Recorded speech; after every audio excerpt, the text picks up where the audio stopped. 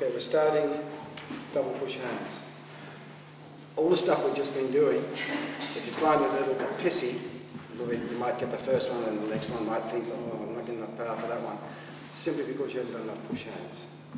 Correct, real push hands, I'm saying, not the silly, you push me, I push you rubbish that most people teach, unfortunately. So in order to get the power for that, you've got to do your push hands tight and small. There's a gag there somewhere. And powerful.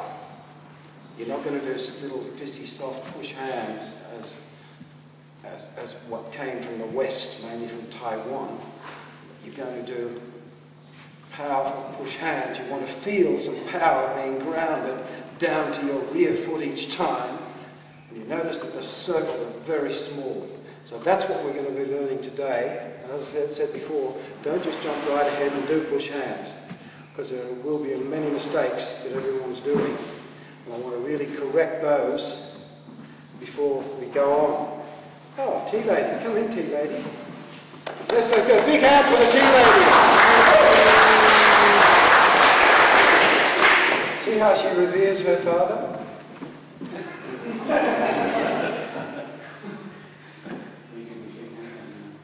It's good having feisty children some of the time.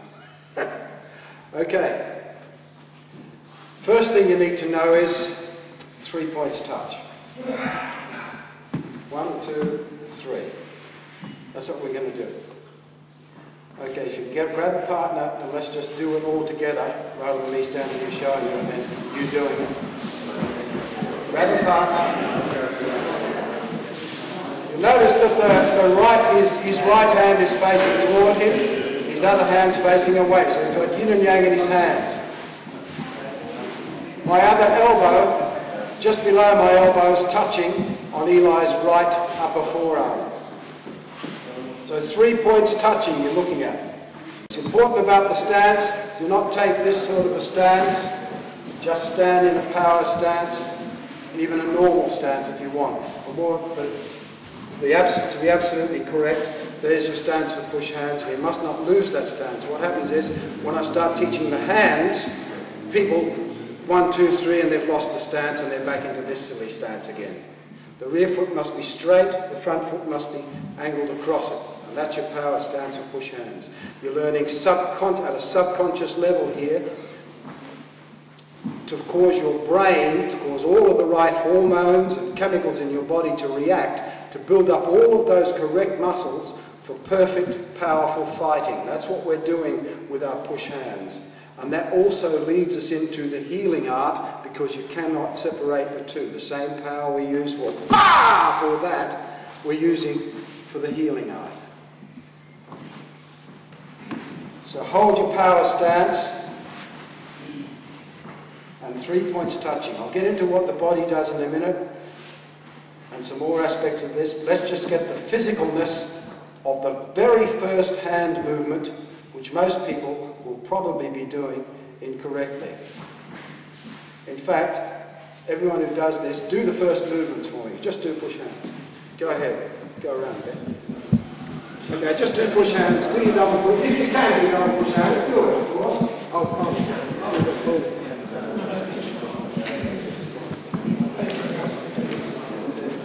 Back on the camera.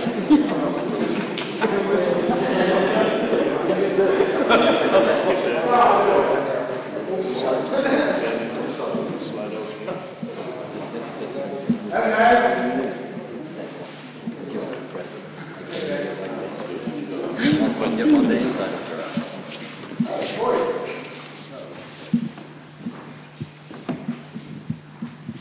Okay. You weren't doing that then. I didn't see you doing it. Were you thinking, I'm not going to let him see me because he's going to say I'm doing it wrong? Okay, everyone's doing this first movement incorrectly. See what happens. Okay, we'll just do a little bit of push hands here right now. See what happens if Eli doesn't do it correctly with his elbow in particular.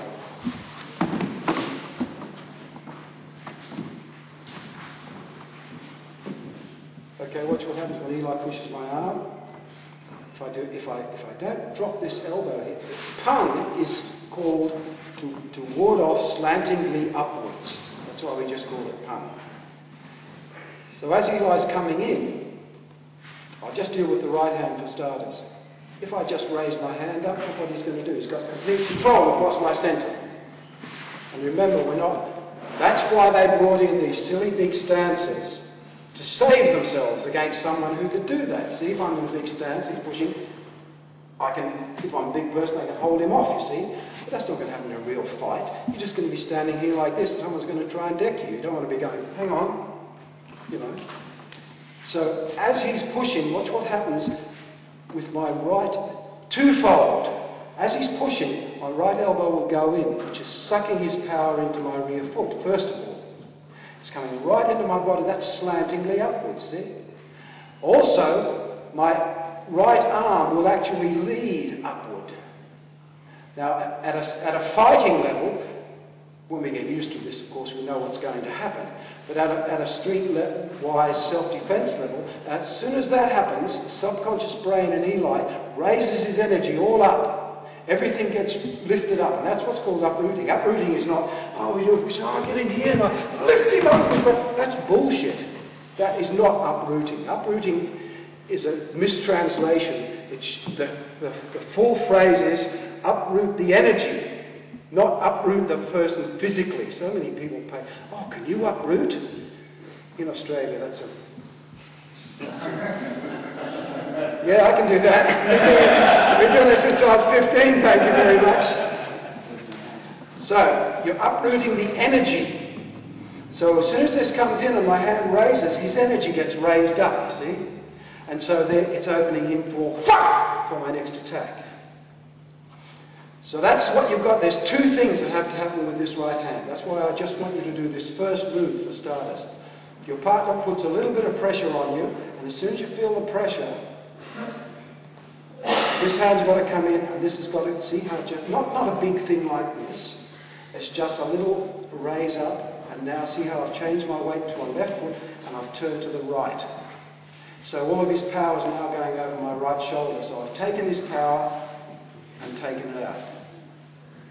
Now you see a lot of people as well, they try and play pushing hands games, so they'll be doing their single push hands, and then they say, oh, I'm going to get him this time, so they'll push out this way.